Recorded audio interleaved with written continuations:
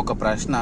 ఆ, తెలంగాణలో మొన్న ఒక జరిగిన సంఘటన ఏంటంటే, పోక్సో కేసు ఫైల్ అయిన తర్వాత నిందితుడు బయటకు వచ్చి బెయిల్పై మళ్ళీ ఒక ఘోర ఘటన చేసిండు కదా, అతని గురించి ఇది. అతని లాంటి వాళ్ళు ఇంకెంతో మంది ఉంటారు కదా.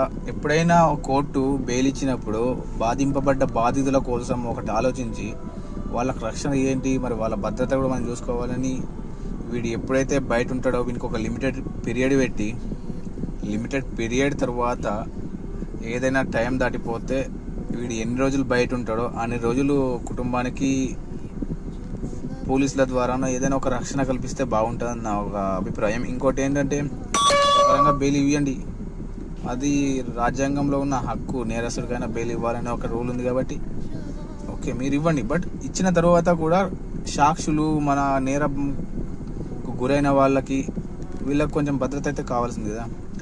ఎందుకంటే ఒక చిన్న నిర్లక్ష్యం వల్ల మొత్తం కుటుంబం, భార్య పిల్లలు, వాని భార్య పిల్లలు, కంప్లైంట్ చేసిన అమ్మాయి, వాళ్ళ తండ్రిదండ్రులు మొత్తం అందరూ బాధింపబడ్డారు.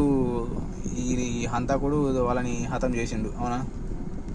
సో ఇట్లా ఇంకో నేరం జరగకుండా ఒక లిమిటెడ్ టైం, ఒకవేళ వానికి బెయిల్ ఇస్తే, బెయిల్ ఇచ్చిన తర్వాత పర్ డే 1 hour 2 hours వానికి బయటకు వెళ్ళడానికి ఛాన్సు విత్ గాడ్.